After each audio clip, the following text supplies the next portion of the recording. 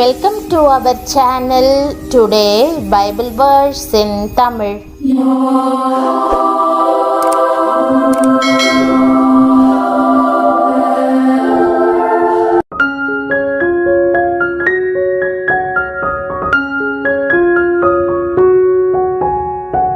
இன்றைய வசனம் சங்கீதம் 9:10.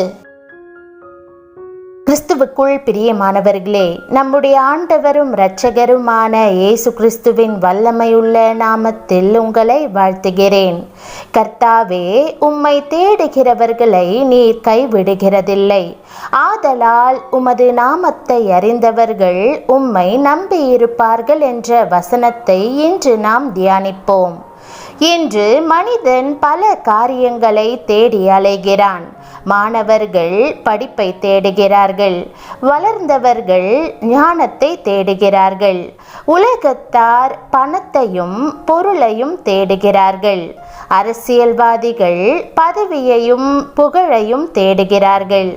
ஆனால் நீங்களோ கர்த்தரையே தேடுவீர்களாக. ஒவ்வொரு நாளும் அவருடைய பிரசன்னத்தையும் பொன் முகத்தையும் தேடுவீர்களாக. ஒவ்வொரு நாளும் அவருடைய பாதப்படியை தேடி உங்களை விட்டெடுப்படாத நல்ல பங்கை தேடுவீர்களாக. அவரை தேடுகிறவர்களை அவர் ஒருபோதும் கைவிடுகிறதில்லை. உலகத்தார் தெய்வத்தை தேடி மலைகளுக்கும் புண்ணிய நதிகளுக்கும் செல்லுகிறார்கள். எங்கே இறைவன் என்று அலைகிறார்கள். யார் எங்களுடைய பிரச்சனைகளை தீர்ப்பார்? யார் எங்களுடைய போராட்டத்திற்கு ஒரு முடிவை உண்டாக்குவார் என்று எங்கெங்கெல்லாமோ தேடி அலைந்து கொண்டிருக்கிறார்கள். ஆனால் மனிதனை தேடி வந்தவர் ஒரே ஒருவர்தான், அவர் இயேசு கிறிஸ்து. அதற்காகவே பரலோகத்திலிருந்து பூமிக்கு இறங்கி வந்தார். காணாமல் போன ஆட்டை தேடுகிற நல்ல மேய்ப்பனை போல நம்மை தேடி கண்டுபிடித்தார். உளையான சேற்றிலிருந்து தூக்கி எடுத்து தம்முடைய மார்போடு அணைத்து கொண்டார். ஆகவே நாம் அவரையும் அவருடைய பிரசன்னத்தையும் தேட வேண்டியது மிகவும் அவசியம் அல்லவா? ஒரு வாலிபன் தன் வாலிப நாட்களிலே சரீர பலத்தை தேடினான்.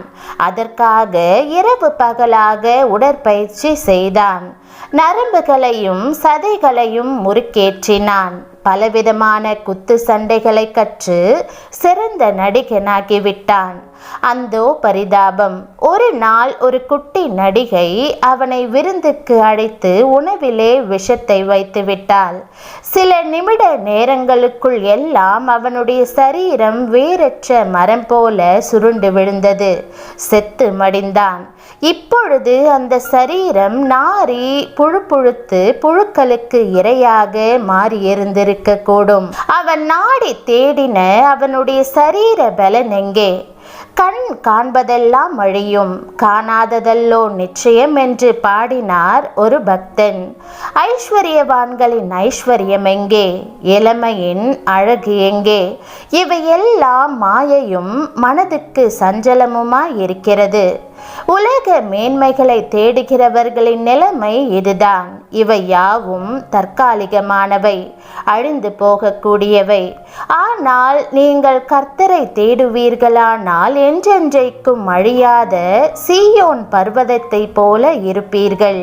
கர்த்தரை தேடுகிறவர்களுக்கு நிலையான ஆசிர்வாதங்கள் மட்டுமல்ல, நித்தியமான ஆசிர்வாதங்களும் உண்டு. பிரியமானவர்களே, அதிகாலை வேளையில் கர்த்தரை அன்போடு தேடுங்கள். முழு இருதயத்தோடும் அவரை நேசியுங்கள். முதலாவது தேவனுடைய ராஜ்யத்தையும் அவருடைய நீதியையும் தேடுங்கள். அப்பொழுது இவைகளெல்லாம் உங்களுக்கு கூட கொடுக்கப்படும். எஸ்ராவின் சாட்சி என்ன? எங்கள் தேவனுடைய கரம் தம்மை தேடுகிறவர்கள் எல்லார் மேலும் அவர்களுக்கு நன்மையாக இருக்கிறது. தேவன் தருகிற ஆசிர்வாதத்திற்காக நீங்கள் காத்திருக்கிறீர்களா? நீண்ட காலமாக சில வேதனைகள் உங்களை அழுத்திக் கொண்டிருக்கின்றதா? கவலை வேண்டாம், நீங்கள் கிறிஸ்துவை நம்பியிருக்கிறீர்கள். சிங்கக்குட்டிகள் தாழ்ச்சியடைந்து பட்டினியாயிருக்கும். கர்த்தரை தேடுகிறவர்களுக்கோ ஒரு நன்மையும் குறைவுபடாது என்ற வேத வார்த்தையின்படியே உங்கள் வாழ்வில் எந்த ஒரு குறைவுகளும் இருக்கக்கூடாதென்பதே தேவனுடைய விருப்பமாயிருக்கிறது. ஆகவே மனந்தளராதிருந்து ஏற்ற காலத்தில் உங்கள் ஆசீர்வாதத்தை அறுவடை செய்வீர்கள். உங்கள் நம்பிக்கை ஒரு நாளும் வீண் போகாது. நல்ல தேவனுடைய உண்மையை நம்பி மகிழுங்கள். ஒரு பெண்ணிற்கு திருமணமாகி 8 வருடங்கள் ஆகியும் குழந்தை பாக்கியம் இல்லாமல் தவித்தாள். எவ்வளவோ பணம் செலவழித்து சிகிச்சை பெற்றும் குழந்தை பாக்கியத்திற்கான அறிகுறியே இல்லை. மருத்துவரே பதில் சொல்ல முடியாத நிலையில் இருந்தார். ஆண்டவரை மட்டும்தான் அவர்கள் விசுவாசித்து நீண்ட காலமாக காத்திருந்தார்கள்.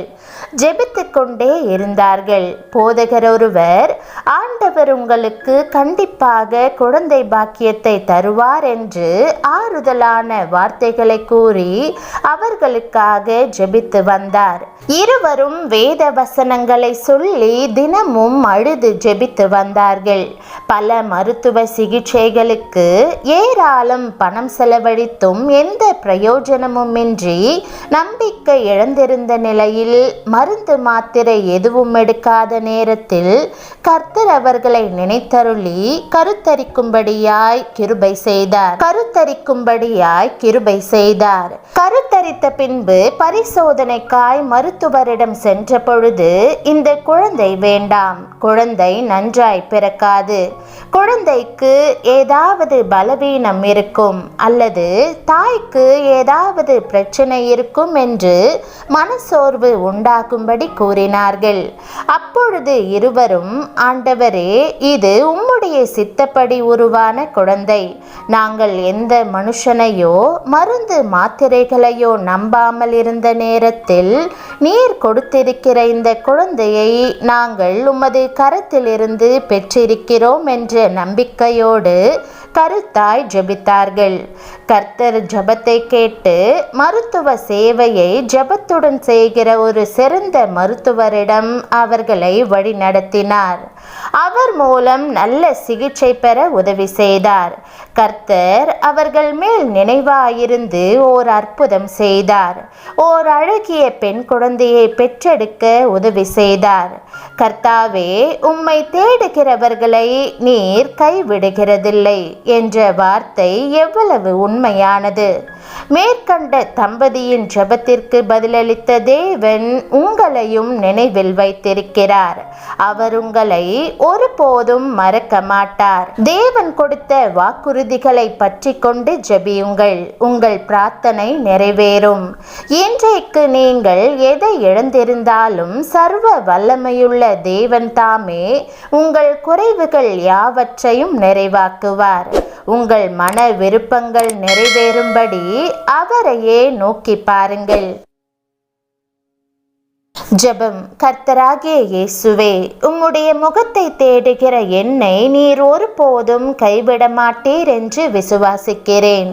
உம்மை நோக்கி பார்த்த முகங்கள் பிரகாசிக்கும் என்று வேதம் கூறுகிறது போல என்னுடைய முகத்தையும் பிரகாசிக்க செய்தருளும்.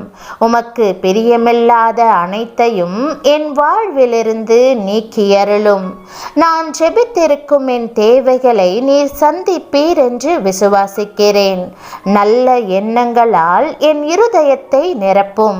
உமக்கு பிரியமாக வாழும்படி வழிநடத்தும். இயேசுவின் நாமத்தில் ஜெபிக்கிறேன் நல்ல பிதாவே, ஆமென். தேவனுடைய நாமம் மகிமைப்படுவதாக. ஆமென்.